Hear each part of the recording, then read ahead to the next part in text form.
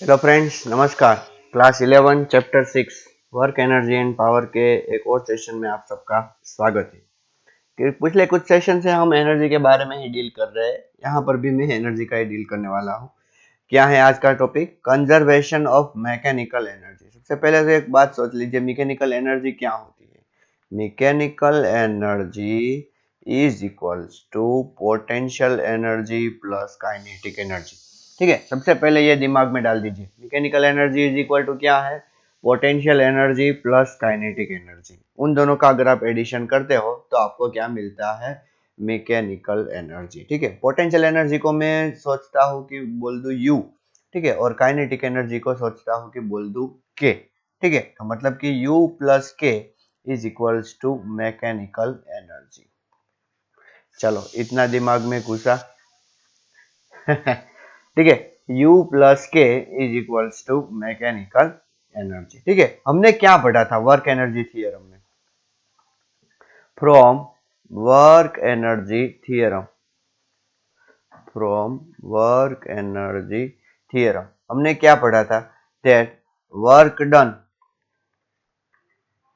Bye all forces, work done by all forces is equals to change in kinetic energy. ठीक है, समझ में आया कि नहीं? Work done by all forces is equals to change in kinetic energy. समझ में आया कि नहीं? W is equals to change in kinetic energy. Work done by all forces मतलब कि नेट वर्क डन जो होता है वो क्या होता है? Change in kinetic energy. लेकिन अब यहाँ पर एक चीज मैं यहाँ पर आपके साथ देखना चाहूंगा या आपको दिखाना चाहूंगा।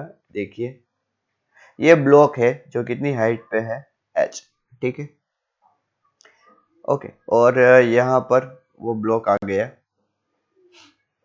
जो कि हाइट कितनी हाइट पे था? H1। जब वो ब्लॉक यहाँ से यहाँ आया तब उसकी वेलोसिटी V1 से V2 चेंज हुई। ठीक है, V1 से V2 चेंज हुई। तो चेंज इन पोटेंशियल एनर्जी क्या था? Change in potential energy, change in potential energy is equals to क्या था? mgh1 minus mgh। ठीक है, मतलब कि mgh1 माइनस h क्या था? ये चेंज इन पोटेंशियल एनर्जी था। क्या मैं डेल्टा यू ऐसा लिख सकता हूँ? समझ में आया कि नहीं अच्छी तरीके से आपको? ओके, अभी देखिए चेंज इन काइनेटिक एनर्जी अगर हम देखना चाहें, क्या देखना चाहें? Change in kinetic energy, change in kinetic energy. तो चेंज इन काइनेटिक एनर्जी क्या होगा? Half m v2 square minus half m v1 square. ठीक है, समझ में आया? अभी अभी अच्छी तरीके से देखना बच्चों, ये चेंज इन काइनेटिक एनर्जी हुआ डेल्टा के ई। ओके, अभी हमने change in kinetic energy is equals to work done, net work done पढ़ा था। और यहाँ पर वो फोर्स कौन सा लग रहा है? Gravitational force mg। ठीक है, और कितना वर्क डन किया उसने? Work done is equals to mg। ठीक है, और कितना डिस्प्लेसमेंट हुआ? देखिए, पहले h जितनी हाइट पे था, अब h1 जितनी हाइट पे आ गया, तो डिस्प्लेसमेंट एग्जैक्टली कितना हुआ? h माइनस h1 हुआ। ठीक है, h माइनस h1 हुआ कि नहीं? तो इसका मतलब क्या है कि mg h minus h1 is equals to हम क्या लिख सकते हैं? Half m v2 square minus half m v1 square लिख सकते हैं कि नहीं? अच्छा, देखिए, ये तो हमने एक बार डिस्कस कर लिया था, लेकिन फिर से मैं आपके साथ ये डिस्कस करना चाहता हूँ। अब ये माइनस m, ये mg h माइनस h1 क्या हुआ? यहाँ पे क्या था? Change in potential mgh1 minus h। देखना, mgh1 माइनस h और यहाँ पर mgh माइनस h1, तो इसको हम नेगेटिव ऑफ डेल्टा यू ऐसा बोल सकते हैं। क्या बोल सकते हैं बच्चों? Negative of delta U, negative of change in potential energy is equals to क्या होगा? Change in kinetic energy. हमेशा ऐसा होता है जब कंजर्वेटिव फोर्स अप्लाई होते हैं। कौन से फोर्स? कंजर्वेटिव, याद रखना। कंजर्वेटिव फोर्स होते हैं तब भी ऐसा होता है, तब ही ऐसा होता है। तो क्या मिला हमें? Delta K E plus delta U is equals to 0, मतलब डेल्टा के प्लस यू इक्वल टू 0, मतलब के प्लस यू का एडिशन करो और उसका चेंज लो, वो 0 है, तो इसका मतलब K plus U is equals to constant. K plus U equal to constant मतलब change, sorry, sum of kinetic energy plus potential energy is constant. हमेशा ऐसा होगा जब कौन सा फोर्स, कंजर्वेटिव फोर्स लगता है, तब याद रखना हमेशा ऐसा होगा, kinetic energy plus potential energy का समेशन ऑलवेज कैसा रहेगा, कांस्टेंट रहेगा। समझ में आया कि नहीं अच्छी तरीके से आपको?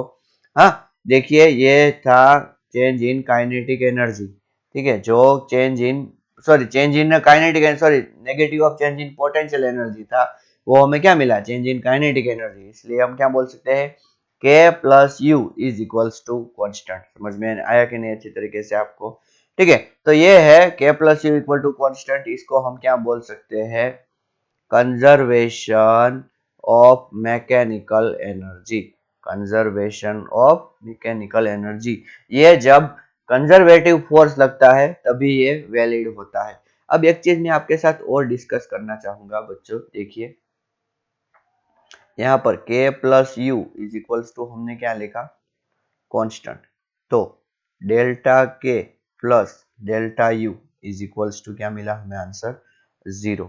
लेकिन delta k is equals to क्या है, एफ डेल्टा एक्स है, सोचो कि फोर्स भी एक्स ही डायरेक्शन में लग रहा है, तो इज इक्वल्स टू हमें क्या मिला, माइनस डेल्टा यू मिला। देखना मैं बहुत अच्छे रिजल्ट पे जाने वाला हूँ। Therefore F X is equals to क्या मिला, minus delta U upon delta X. अपनी कॉपी में जो आप लिख रहे हो उसको इम्पोर्टेंट तरीके से इसको लिख दीजिए, इसका बहुत यूज होने वाला है। ठीक है, F X is equals to minus delta U by delta X. ठीक है, सिमिलरली अगर आपको force in Y direction find करना है तो minus delta U upon delta Y. ठीक है, ये हमने डेल्टा लगाया, अगर और कम डिफरेंस ले तो हम क्या लिख सकते हैं, F X is equals to minus D U by D X. ठीक है, फोर्स इज नेगेटिव, यहां पे मैं लिख रहा हूं, force is negative potential energy gradient, potential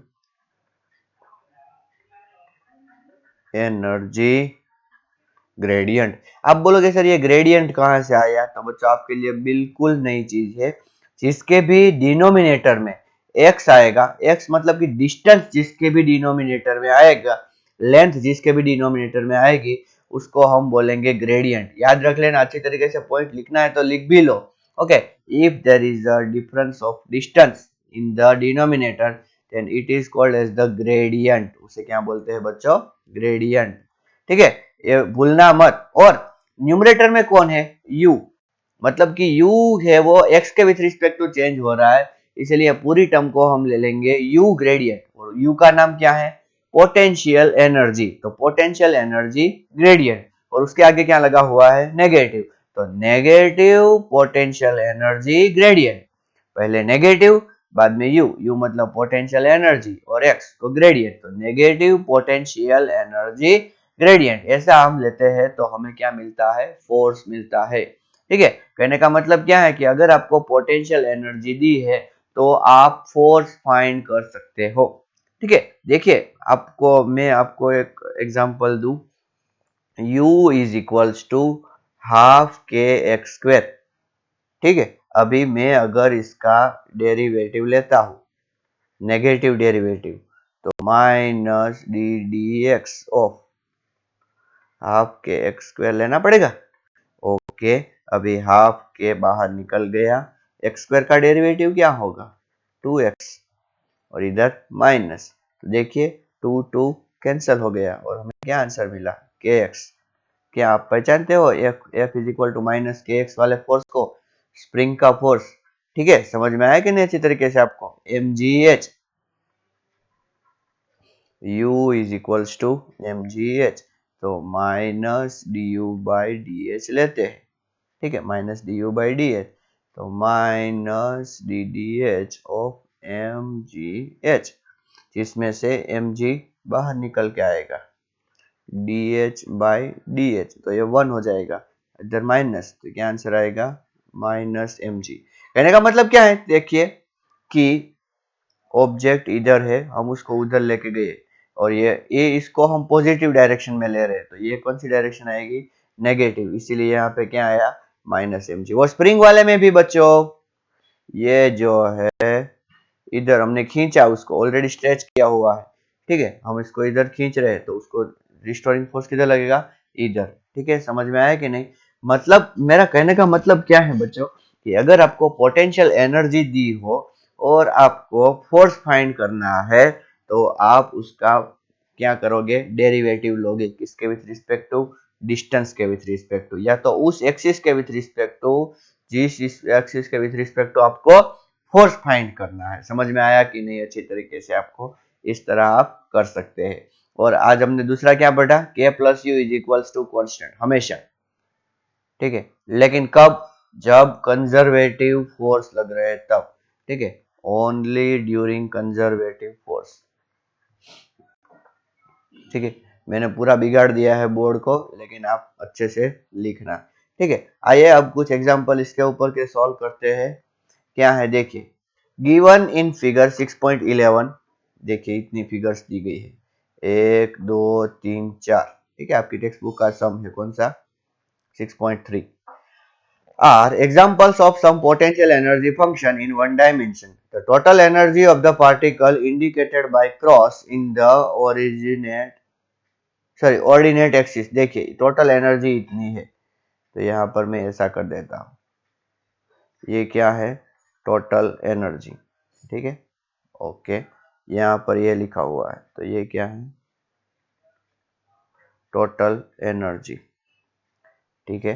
फिर यहाँ पे तो ये क्या है, टोटल एनर्जी, ठीक है। फिर ये क्रॉस, क्रॉस आपको जहां पे दिखा है वहां पे ऐसे करके हम क्या लिख देंगे, टोटल एनर्जी, ठीक है, ओके। अब आगे चलते हैं, क्या लिखा है, okay, specify the reasons if any in which particle can not be found for the given energy. मतलब कि कौन से रीजन में हम ऐसा बोल सकते हैं कि भैया ये ग्राफ वैलिड नहीं है। Indicate the minimum, also indicate the minimum total energy of the particle must have in each case. Think of simple physical context for which the potential energy shapes are relevant. अब सबसे पहले आप देखिए मैं क्या बोलता हूँ, kinetic energy plus potential energy is equals to total energy,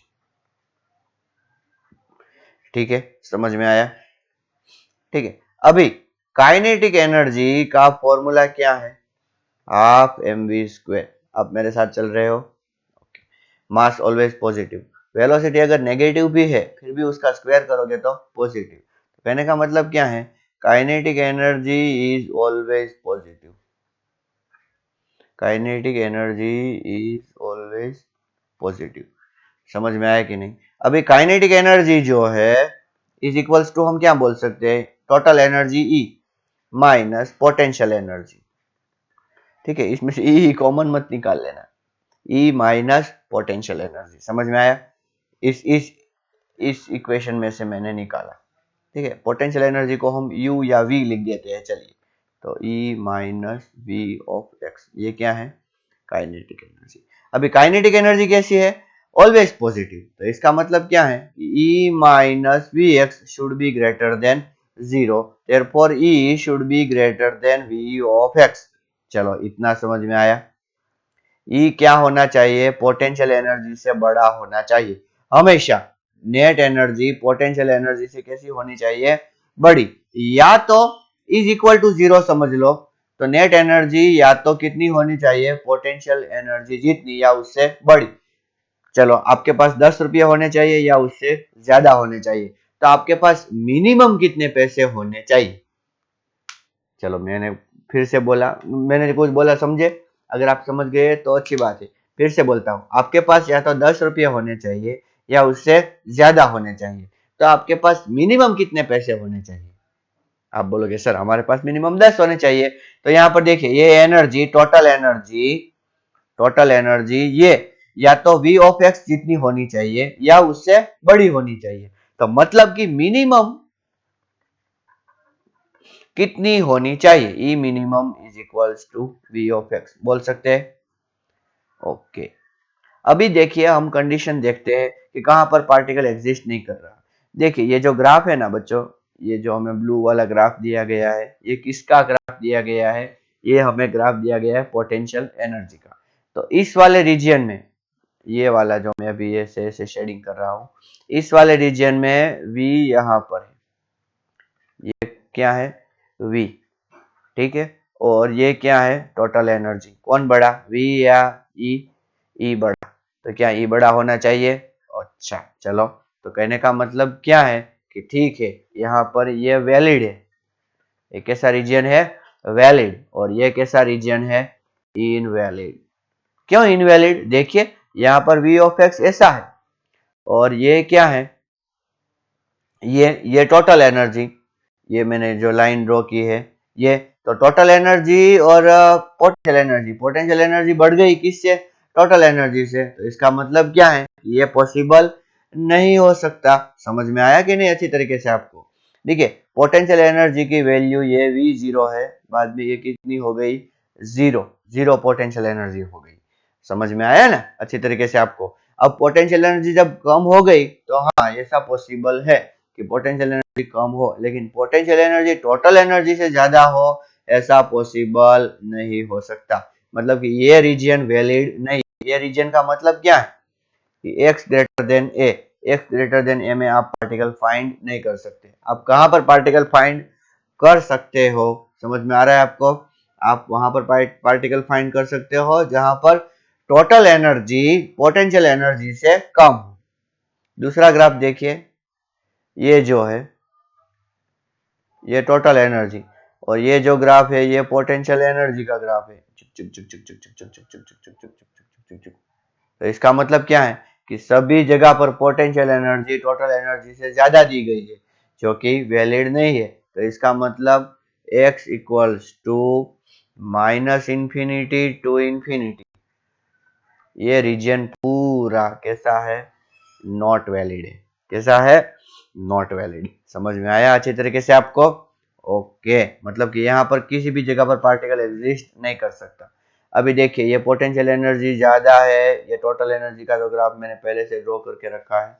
potential energy पहले ज्यादा ज्यादा ज्यादा कम हुई कम हुई कम, अच्छा देखो यहाँ पर कम हो गई।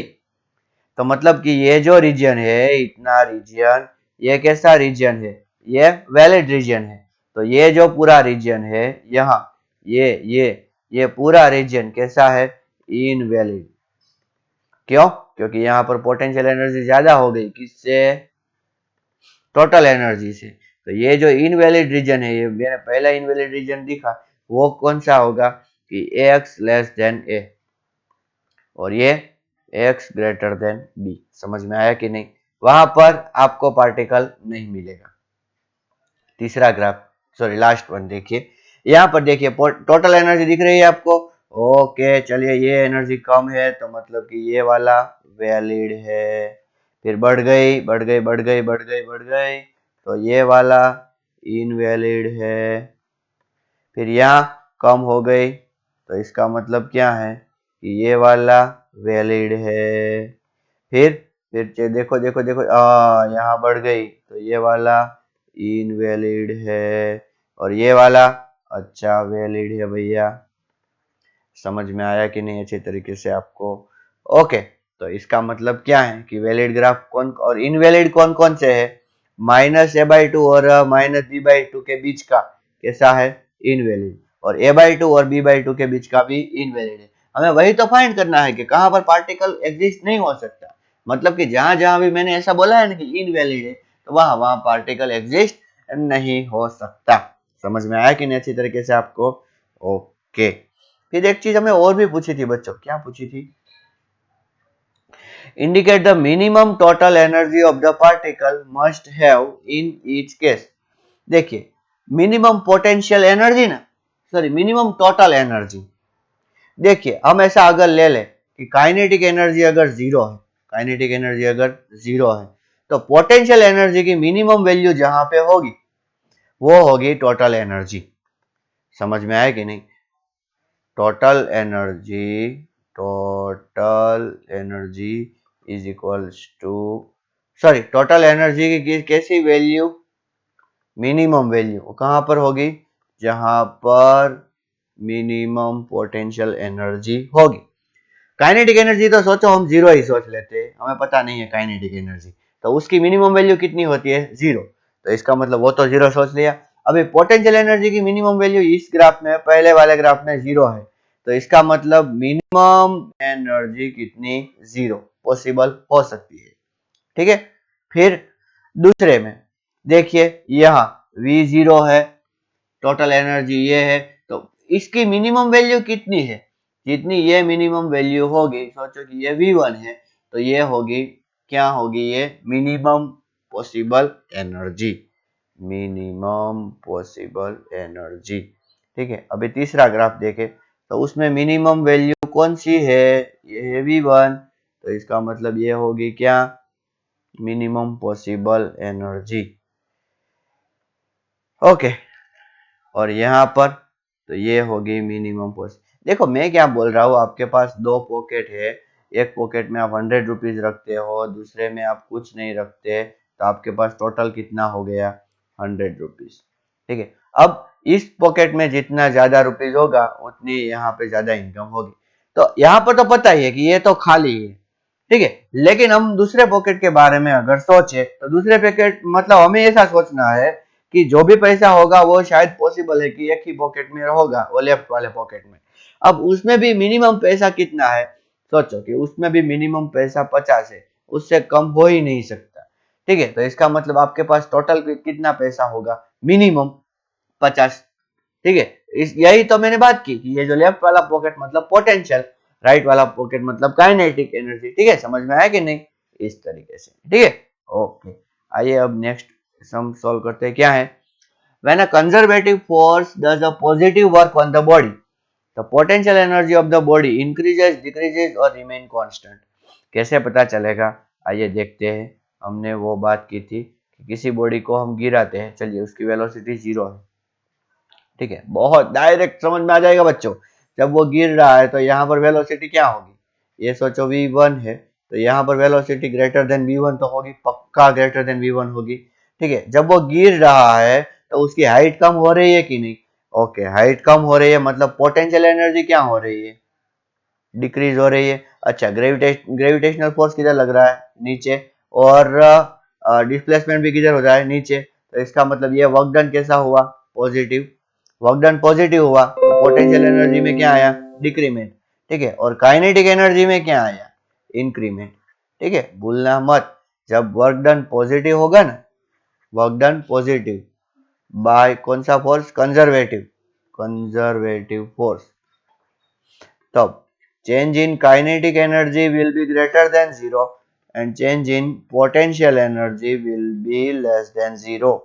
तो कहने का मतलब क्या है कि पोटेंशियल एनर्जी डिक्रीज होगी, तो आंसर क्या होगा, decreases. Work done by body against friction always results in loss of its kinetic energy. वो तो आपको पता ही है, क्यों, क्योंकि पोटेंशियल एनर्जी चेंज किसके विथ रिस्पेक्ट ऑफ, मतलब कब होती है, जब कौन, कंजर्वेटिव फोर्स वर्क करता है। ठीक है, और वो कैसा, पॉजिटिव। नॉन कंजर्वेटिव से सिर्फ एक ही चीज चेंज होती है, वो है काइनेटिक एनर्जी, क्योंकि नॉन कंजर्वेटिव फोर्स की वजह से, फ्रिक्शन फोर्स की वजह से काइनेटिक वो बॉडी की वेलोसिटी कम हो जाती है, सिंपल है। ओके, नेक्स्ट क्या है, the rate of change of total momentum of many particle system is proportional to external force और सम ऑफ इंटरनल फोर्स। ये बच्चों लॉज ऑफ मोशन का क्वेश्चन बन सकता है। ये हो गया external force, F is equal to delta P upon delta T, आपको पता होगा। हाँ, हमने उसमें बात की थी कि ये एक्सटर्नल फोर्स ही है जो बाहर वाला ही मोमेंटम चेंज कर सकता है, अंदर वाला कुछ भी नहीं करेगा। In an inelastic collision of the two bodies, the quantities which do not change after the collision are the total kinetic energy, the total linear momentum, total linear momentum आएगा, क्यों, देखिए inelastic क्या होता है वो तो हम बाद में देखेंगे, लेकिन ये है पार्टिकल नंबर 1, ये है पार्टिकल नंबर 2, दोनों ऐसे आ रहे थे और दोनों के बीच में कोलिजन हो गया, ठीक है, दोनों टकरा गए। तो इसको हम पूरी सिस्टम ले लेंगे। तो पे 1 पे 2 ने फोर्स लगाया, 2 पे 1 ने, क्योंकि बाहर से फोर्स लगाने आया था नहीं, तो इसका मतलब क्या है कि बाहर से अगर कोई फोर्स लगाने नहीं आया तो मोमेंटम कांस्टेंट रहेगा। और दूसरी बात, टोटल एनर्जी भी कांस्टेंट रहेगी। अभी क्या है कि इलास्टिक किसे बोलते हैं, अगर इसकी जो पहले वाले की काइनेटिक एनर्जी है 1, दूसरे वाले की काइनेटिक एनर्जी है 2, दोनों का हम समेशन करें, ठीक है, तो ये अगर समेशन कांस्टेंट रहेगा तो उसको इलास्टिक बोलेंगे, अदरवाइज इलास्टिक नहीं बोलेंगे। हमारा कोलिजन का टॉपिक अभी बाकी है, उसमें भी हम डिस्कस करेंगे, ठीक है। अगर एनर्जी कांस्टेंट नहीं रहती तो जाती कहाँ है, it gets converted in another form. Okay, one energy gets converted in another form. हम क्या लिख सकते हैं, total energy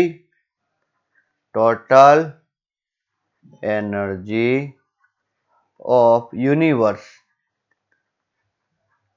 always remains conserved. Total energy हमेशा कैसी रहेगी, कंजर्व रहेगी, ठीक है। If only conservative force are there, if only conservative force are acting, okay, then kinetic energy plus potential energy is equals to constant, ठीक है। हम यहाँ पे दो ही एनर्जी ले रहे थे, कौन से, काइनेटिक और potential.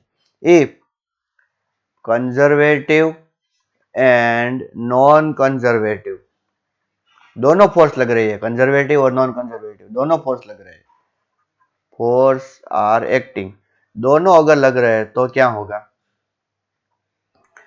Kinetic energy plus potential energy will not be constant, उनका समेशन कांस्टेंट नहीं रहेगा। क्यों, थोड़ा सा जो उसका एनर्जी का पार्ट है वो फ्रिक्शन के अगेंस्ट वर्क करने में चला जाएगा। बट अगर हम फ्रिक्शन के अगर में वर्क चला गया तो वो कहाँ गया, हीट एनर्जी में कन्वर्ट हो जाएगा, ठीक है। But total energy always remain constant, total energy always remain constant, ठीक है। समझ में आया कि नहीं अच्छी तरीके से आपको। देखिए मैं क्या बोल रहा हूँ, एक एग्जांपल में आपको बोलना चाहता हूँ कि ये जो है स्प्रिंग है, उसके नीचे हमने एक मास लगाया, कि पहले अनस्ट्रेच्ड पोजीशन थी, कैसी पोजीशन थी, अनस्ट्रेच्ड, ठीक है। अब वो स्ट्रेच हो गई, टिश, ठीक है, ये था एक्स, क्या हो गई बच्चों, ये स्ट्रेच हो गई, जब उन्हें मास लगाया तो स्ट्रेच होगी। हमें फाइंड क्या करना है, एक्स। अच्छा आप बोलोगे सर ये स्टेबल है, ओके कोई बात नहीं, ऊपर की ओर कौन सा फोर्स लग रहा होगा, के एक्स, नीचे के ऊपर क्या लग रहा होगा, एम जी, तो हम क्या बोल सकते हैं, K X is equals to M G, तो X is equals to M G upon K, ठीक है। तो ये आंसर है गलत। आप आपने एक्सपीरियंस किया होगा कि आप इसको छोड़ दो तो ये ओसिलेट होता है, क्या होता है, ओसिलेट। जब वो यहाँ पे आएगा ना बच्चों, यहाँ वेलोसिटी सोचो जीरो है, यहाँ पर उसकी वेलोसिटी क्या होगी, मैक्सिमम, और यहाँ पर वेलोसिटी फिर से क्या हो जाएगी, जीरो। जब उसकी वेलोसिटी मैक्सिमम होगी ना, उस सिचुएशन तक अगर हम बात करें, इस सिचुएशन तक, तब हम ऐसा बोल सकते हैं कि हाँ भैया x is equals to M G upon K, ठीक है। लेकिन यहां तक हम ऐसा नहीं बोल सकते, मतलब कि x equal to M G upon K गलत है। आप बोलोगे सर समझ में नहीं आया, अच्छा कोई बात नहीं, चलिए देखते हैं। ये जो है mg लग रहा है और ये जो है kx लग रहा है। जैसे जैसे वो ब्लॉक नीचे जाएगा kx बढ़ता चला जाएगा। एक टाइम पर mg और kx दोनों इक्वल हो जाएंगे और नेट फोर्स कितना हो जाएगा? 0। जब नेट फोर्स 0 होगा, वो नीचे जा रहा था, तब क्या उसकी वेलोसिटी 0 थी? नहीं, वेलोसिटी 0 नहीं थी। तो वेलोसिटी कैसी होगी? कांस्टेंट। कहने का मतलब क्या है कि क्या वो स्टॉप होगा? नहीं, उसकी वेलोसिटी की वजह से वो और नीचे जाएगा। जब वो और नीचे जाएगा तब क्या होगा? kx बढ़ेगा। किसके कंपैरिजन में? mg के कंपैरिजन में। जिससे क्या होगा कि उसकी वेलोसिटी में डिक्रीमेंट आएगा। ठीक है, वेलोसिटी में डिक्रीमेंट आएगा आएगा आएगा, एक टाइम पर kx बहुत ज्यादा हो जाएगा और उसकी जो वेलोसिटी है वो कितनी हो जाएगी? 0। तो अब आपको फाइंड करना है कि अब मैक्सिमम एक्सटेंशन कितना है। तो यहाँ पर हम क्या लगाएंगे? देखिए ऐसे एग्जांपल को कैसे सॉल्व किया जाता है।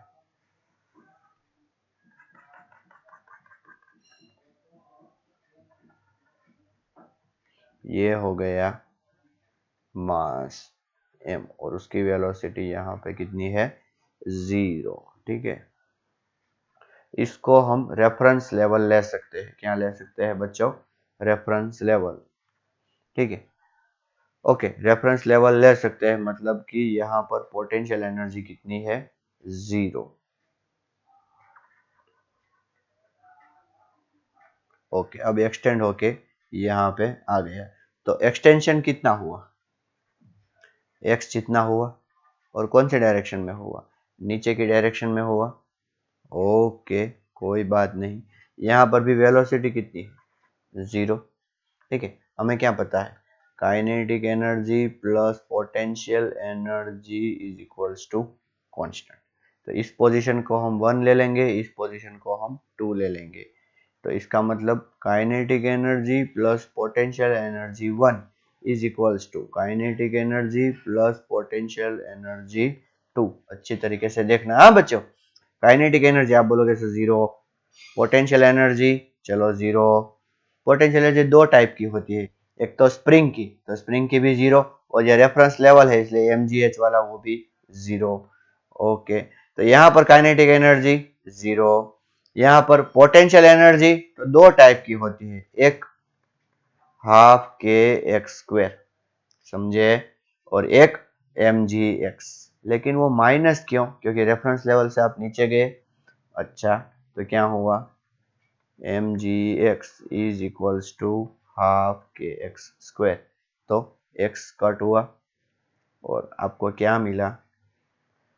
x is equals to 2mg/k। समझ में आया कि नहीं? अच्छी तरीके से आपको इस तरीके से आपको सॉल्व करना आना चाहिए। ठीक है बच्चों, ऐसा है। देखिए मैं क्या बोल रहा हूँ, अभी अभी दिमाग में आया इसीलिए मैं बोला, मैंने सोचा कि चलो इसको भी हम करवा देते हैं। ये है स्प्रिंग, जिसका स्प्रिंग कांस्टेंट कितना है? के। और यहाँ है एक ब्लॉक जिसका मास कितना है? m, जो कितनी हाइट? h हाइट से गिर रहा है। जूम। ठीक है, और ये कैसा है? स्मूथ है। कैसा है? स्मूथ। तो हमें क्या फाइंड करना है? Find maximum compression in spring. ठीक है, देखो दूसरी सिचुएशन अगर हम सोचें तो कुछ कुछ कुछ कुछ कुछ कुछ और ब्लॉक यहाँ पे आके स्टॉप हो गया, तो कितना कंप्रेशन हुआ? इतना। ये हो गया मैक्सिमम कंप्रेशन। मैक्सिमम कंप्रेशन होगा तब स्टॉप ही हो जाएगा ना। ओके, चलिए टेंशन मत लीजिए। Potential energy plus kinetic energy in the first situation is equals to potential energy plus kinetic energy in the second situation. यहाँ पर वेलोसिटी है 0, तो काइनेटिक एनर्जी 0, हाइट कितनी है? h, इसको रेफरेंस लेवल ले लेंगे। चलिए पोटेंशियल एनर्जी हो गई mgh, स्प्रिंग भी वैसी की वैसी है इसलिए उसकी जीरो, काइनेटिक एनर्जी भी जीरो। दूसरी बात, यहाँ पर आ गया हमारा ब्लॉक तो उसकी ग्रेविटेशनल पोटेंशियल एनर्जी जीरो, लेकिन ये थोड़ा सा दब गया इसलिए उसकी elastic potential energy half K X square और उसकी वेलोसिटी जीरो हो गई, तो काइनेटिक एनर्जी भी जीरो। चलिए क्या मिला हमें, mgh is equals to half kx square. So what will be the answer? 2mgh upon k और उसका अंडर रूट, तो हमें मिल गया हमारा मैक्सिमम एक्सटेंशन। समझ में आया कि नहीं अच्छी तरीके से आपको? देखिए अगर बीच की सिचुएशन आपको कुछ हैंडल करनी है, आपको कुछ ऐसा बोला गया है, क्या देखो जेडबल में ऐसे क्वेश्चंस पॉसिबल है कि पूछे जाए। कैसे देखना, यहां पर तो था टुक टुक टुक टुक टुक और ये भी था जिंग, ऐसा, ठीक है, और ये ब्लॉक यहां से ऐसे आ रहा है, कितनी हाइट से, h, ठीक है। अभी हमें ऐसा पूछा है that find velocity of block, find velocity of block when compression in spring is half of maximum। अच्छा, क्या हाफ ऑफ मैक्सिमम? तो बच्चों देखिए कि ब्लॉक यहां आ गया कुचुक कुचुक और स्प्रिंग थोड़ी कंप्रेस हो गई। वो कितनी कंप्रेस हुई बच्चों, x मैक्स बाय 2। समझ में आया कि नहीं? तो जब वो इतनी कंप्रेस हुई मतलब कि अभी उसके पास कंप्रेशन का चांस है, तो अभी वो कंप्रेशन होने वाली है, उस टाइम पर ब्लॉक की वेलोसिटी सोचो कितनी है, v। वेलोसिटी तो होगी ना, समझ में आ रहा है ना आपको थोड़ी अच्छी तरीके से, क्योंकि अगर यहाँ पर वो पूरी कंप्रेस नहीं हुई है इसीलिए ब्लॉक की पूरी काइनेटिक एनर्जी वो इलास्टिक पोटेंशियल एनर्जी में कन्वर्ट नहीं होगी। तो हम क्या करेंगे, कोई बात नहीं, potential energy plus kinetic energy at one, one मतलब ये पहली वाली सिचुएशन, potential energy plus kinetic energy at two. अभी पोटेंशियल एनर्जी है mgh, काइनेटिक है जीरो। यहां पर अच्छा एक पोटेंशियल एनर्जी वो स्प्रिंग वाली वो भी जीरो, यहां पर ग्रेविटेशनल जीरो, स्प्रिंग वाली कितनी, तो हाफ के एक्स स्क्वायर और एक्स कितना, तो मैक्सिमम बाय 2 वाला, ठीक है, और काइनेटिक एनर्जी कितनी, half M V square. Okay, अभी M G H is equals to half K X maximum by 2 का whole square plus half M V square. Okay, X maximum कितना पॉसिबल है, तो वो हमने ऊपर सॉल्व किया, 2 mgh by K, under root 2 mgh by K, तो mgh half के, तो पहले मैं 2 का स्क्वायर जो है 4 उसको लिख देता हूं, और अंडर रूट है तो मतलब कि अंडर रूट चला जाएगा, तो कितना आएगा 2 mgh by K plus half M V square. अब मैंने आपको सारी मेथड बता दी है, आपको सॉल्व करना है, किसको सब्जेक्ट बनाना है, v को। कैसे बनाएंगे, देखिए ये m और ये m चला गया, ठीक है, फिर ये k और ये k चला गया, ठीक है, फिर ये 2 और ये 2 भी चला गया, ठीक है, टेंशन मत लीजिए। तो फिर ये GH हुआ,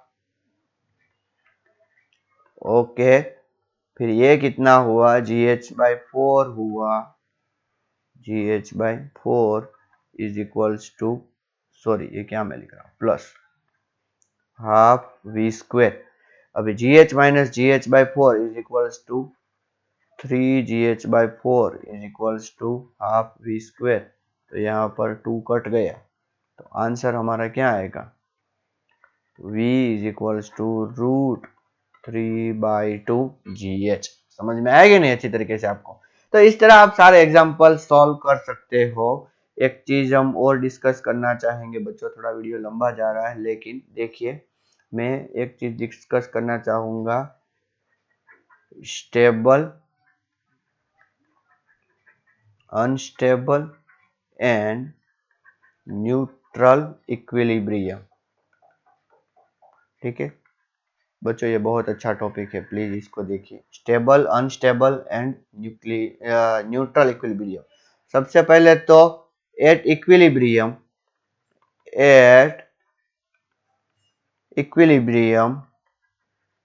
एफ नेट इक्वल टू 0, ये आपको पता होना चाहिए, हमने लॉज ऑफ मोशन में देखा था।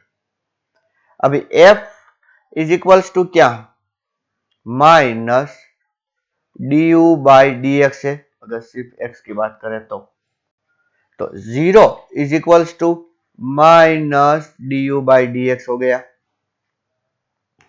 ठीक है, तो इसका मतलब u का डेरिवेटिव x के विथ रिस्पेक्ट टू कितना आया, 0। Therefore u can be, u की 3 पॉसिबिलिटी है, एक मिनिमम, दूसरी मैक्सिमम और तीसरी कांस्टेंट।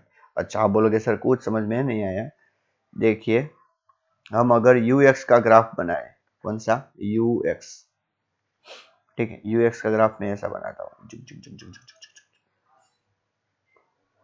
तो यहां पर स्लोप लीजिए, यहां पर स्लोप लीजिए और यहां पर स्लोप लीजिए। ये है पॉइंट नंबर ए, ये है पॉइंट नंबर बी और ये है पॉइंट नंबर सी। तो यहां पर जो स्लोप आएगा तीनों जगह पर, slope at A B and C equal to 0। अभी बच्चों स्लोप का मतलब क्या होता है, हमने पढ़ा था स्लोप का मतलब क्या होता है, slope is equals to delta U by delta X, और उसको भी हम क्या बोलेंगे, टेन थीटा। तो इन तीनों जगह पर स्लोप कितना आ रहा है, 0। यहां पर ए पर देखिए u कैसी है, मैक्सिमम पोटेंशियल एनर्जी, बी पर u कैसी है,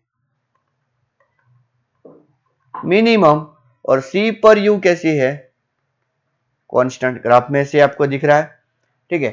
u जब मैक्सिमम होगी, u कैसी होगी, मैक्सिमम,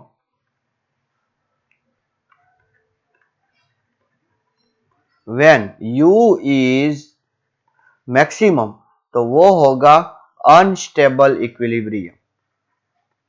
कौन सा होगा, अनस्टेबल इक्विलिब्रियम। प्लीज इसको अच्छी तरीके से नोट कीजिए, ठीक है, प्लीज प्लीज मैं बोल रहा हूं, ये आपको जेडबल में बहुत ज्यादा हेल्प करने वाला है, जेडबल नीट में। When u is a minimum, उसको बोलेंगे स्टेबल इक्विलिब्रियम। क्या बोलेंगे बच्चों, stable equilibrium. And when u is constant, when u is constant, इसको बोलेंगे अनस्टेबल इक्विलिब्रियम। ठीक है, इसको बच्चों डिस्क्राइब करने का एक और तरीका है, क्या तरीका है, एक व्हील है बड़ा सा, ठीक है, उसके यहां एक हमने छोटा सा बॉल रख दिया है, सॉरी वो ग्राउंड पे ऐसे, या तो आप इसको पहले ये वाला जो है ये होलो स्फीयर ले लो, होलो स्फीयर हमने यहां रख दिया। तो इसको अगर आप ऐसे ले जाओगे तो वापस इधर आएगा कि नहीं, यहां ले जाओगे तो वापस इधर आएगा कि नहीं, क्यों, क्योंकि हर कोई अपनी पोटेंशियल एनर्जी मिनिमम रखना चाहता है, ये मिनिमम हाइट पे है, तो इसको हम बोलेंगे स्टेबल इक्विलिब्रियम। क्या बोलेंगे, स्टेबल इक्विलिब्रियम। अब जब अपने घर पे होते हो तब आप स्टेबल इक्विलिब्रियम में होते हो, क्यों, क्योंकि अगर आप घर से बाहर जाना जाओगे तो लास्ट आपका क्या होगा कि अच्छा सब काम निपटा के वापिस हमें कहाँ पे आना है, घर पे। अभी वही स्फीयर देखो, यहां पर नॉर्मल रिएक्शन किधर लग रहा है, ऊपर, और mg किधर लग रहा है, नीचे, तो नेट फोर्स कितना है, 0। समझ में आया कि नहीं। लेकिन ये बॉल अगर ऊपर जाएगा तो वापस नीचे आने की ट्राई करेगा, ऊपर जाएगा तो वापस नीचे आने की ट्राई करेगा। लेकिन सोचो कि आपने उस बॉल को यहां रखा हुआ है स्फीयर के ऊपर, एग्जैक्टली, तो उसको mg नीचे लग रहा है, नॉर्मल रिएक्शन ऊपर, तो नेट फोर्स कितना है, 0। लेकिन डिस्टर्ब मत करना बच्चों, क्यों, क्योंकि अगर डिस्टर्ब किया तो वो वापस नहीं आएगा। ठीक है, तो उसको बोलते हैं अनस्टेबल इक्विलिब्रियम। इक्विलिब्रियम में तो है लेकिन अपने मन से नहीं है, उसको रखा गया है तो खड़े रहे। ठीक है, वरना तो वो कैसा है, अनस्टेबल इक्विलिब्रियम। आप क्लास में बैठे हो वो तो पढ़ना है इसीलिए, वरना सबका मन क्या करता है, चलो मूवी देखने जाए, घर पे जाए, ऐसा। ठीक है, ओके, तो इसको बोलते हैं अनस्टेबल। एक चीज और देखिए, यहाँ पर इसकी हाइट मैक्सिमम है कि नहीं, तो इसका मतलब क्या है कि इसकी जो पोटेंशियल एनर्जी है वो भी कैसी है, मैक्सिमम। अच्छी तरीके से समझ में आया। ओके, अब एक और, एक सरफेस है सिंपल, वहां पर आपने एक बॉल रखा है, मैं बॉल को यहाँ रख देता हूँ। ठीक है, अगर आप इस बॉल को डिस्टर्ब करके यहाँ पे लेके आते हो तो वो वहां पड़ा रहेगा, यहाँ लेके जाते हो तो वो वहां पड़ा रहेगा। ठीक है, तो मतलब कि सभी जगह पर पोटेंशियल एनर्जी कैसी है, कांस्टेंट। तो ऐसे इक्विलिब्रियम सभी जगह पर वो तो इक्विलिब्रियम में ही है, क्यों, क्योंकि देखिए नॉर्मल रिएक्शन इधर भी ऊपर ही लग रही है, इधर भी ऊपर लग रही है और इधर भी ऊपर लग रही है। mg सभी जगह पर नीचे ही लग रहा है, तो सभी जगह पर नेट फोर्स तो जीरो ही है। तो ऐसे इक्विलिब्रियम को हम बोलेंगे न्यूट्रल इक्विलिब्रियम। ठीक है, कुछ लोग ऐसे होते हैं जहां भी रख दो वहां से हिलना नहीं चाहते। ठीक है, समझ में आया कि नहीं। तो बच्चों, आज हमने बहुत इंपॉर्टेंट डिस्कशन किया law of conservation of energy का। ठीक है, वो हर दम कांस्टेंट रहेगी। ठीक है, हर दम मतलब कि कोई वो नहीं तोड़ सकता। फिर हमने law of conservation of mechanical energy भी देखा, लेकिन वो हरदम कांस्टेंट नहीं रहेगी। कब कांस्टेंट रहेगी, जब उस पे कंजर्वेटिव फोर्स लग रहे हैं तब। ठीक है, अगर नॉन कंजर्वेटिव आ गया तो उसका जो कंजर्वेशन नेचर है वो खत्म हो जाएगा।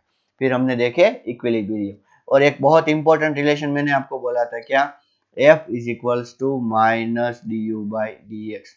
ये भी आप प्लीज बिल्कुल मत भूलना। ठीक है, तो यहाँ पर हम फोर्स और एनर्जी, वर्क और उसको खत्म करेंगे। अगले सेशन में हम देखेंगे पावर। ठीक है, थैंक यू एंड नमस्कार।